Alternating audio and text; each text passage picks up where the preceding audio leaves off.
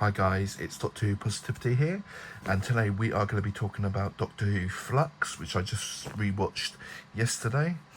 Obviously I've still got a lot of videos that I need to finish regarding my ranking the finales, which I'm actually working on at the moment. But first I'm going to start off with something that I think will get me back into making videos after a bit of a break. So yeah, let's start with Flux, my overall thoughts of it. I'm going to talk about how I viewed it when I first watched it before going into my recent viewing of it. So when it first came out over however many years ago it's been now, I kind of struggled with it. I think mainly because obviously we knew that Jodie was leaving, and the build up to the next Doctor, and obviously there's always that excitement, and obviously I had no idea of how they were going to top Jodie's second season, obviously with the whole idea of Flux being one big story, which overall I struggled with at first. Mainly probably looking back now, it's probably due to me having really bad mental health issues, which probably affected my views of it on the first go. So I'm gonna ignore that completely now, because obviously I think that wasn't fair on my opinion on this, and this time it was just absolutely phenomenal. It actually feels like classic Doctor Who. Jodie Whittaker is absolutely brilliant. Her and Mandip are just so good together, and John Bishop as Dan was a brilliant addition. All three of them were really good together. And I just love the whole different characters, and the whole focusing on the Doctor's past, the Timeless Child, the Division, sneak cameos by Joe Martin as well, which was really cool, and Swarm and Azure were absolutely fantastic, so creepy and scary, and of course the Sontarans, which in my own honest opinion, they were the best under Chris Chibnall. The design was just fantastic, really classic vibes compared to the old RTD1 versions, and of course they looked so cool, and of course Village of the Angels, the Weeping Angels, the way how they were utilised in this whole chapter was just absolutely fantastic, and it felt like an old school horror movie.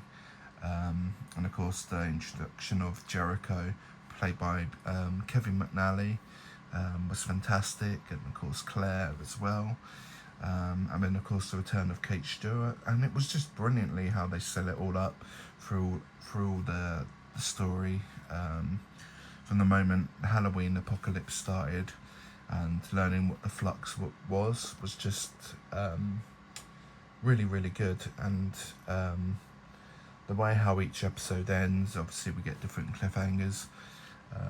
The cliffhanger with the Doctor turning into a Weeping Angel was just pure horrifying and absolutely epic, because I didn't see that coming at all. Obviously, when I first watched it, I was gobsmacked, and I think my problem is Jodie's error gets a lot of unwarranted hate, which is really unfair. A lot of people just went into it. Any of her series would just hate, oh, the Doctor can't be a woman, which was really unfair. Jodie proved that she was a fantastic Doctor, and definitely she's definitely one of my favourites, with Ncuti, David, Peter. Following on from Peter Capaldi, she was a great choice, and of course seeing her come back with Shooty was just absolutely brilliant, and the whole thing that we find out in this with the supposed Doctor's mother as well, that whole shock where Swarm kills her was just like whoa. And then we get the Fob Watch as well, which was really, really cool. And the Great Serpent, by who was played by Craig Parkinson. He's such a brilliant actor. Although I just wish he had been utilised more, and we had gotten more scenes with him and Kate Stewart and the Doctor, because maybe he can be brought back in future, because there's potential there with a really, really good villain. Recurring villain there, but yeah, the way how Chris Chibnall brought in new villains and incorporated old villains as well, I was really, really impressed with.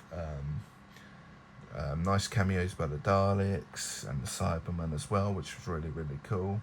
And overall, the finale was a great time as well, with the 3 Doctors, the 3 Jodies, which was hilarious. Especially when she was calling herself cute. But yeah, that's my overall thought on Flux. Such a good series. Hopefully people will rewatch Jodie's era and appreciate it for what it was, and because I loved it from the very first episode. Jodie's era really changed my life, and I'm forever grateful for her, Mandip, Tozin, and Bradley, and of course John Bishop as well. They were all brilliant in this era of Doctor Who. Anyway, let me know what you think about the era on Jodie's era and the whole Flux. I'd love to hear your feedback on it. Anyway, have a good day. Bye.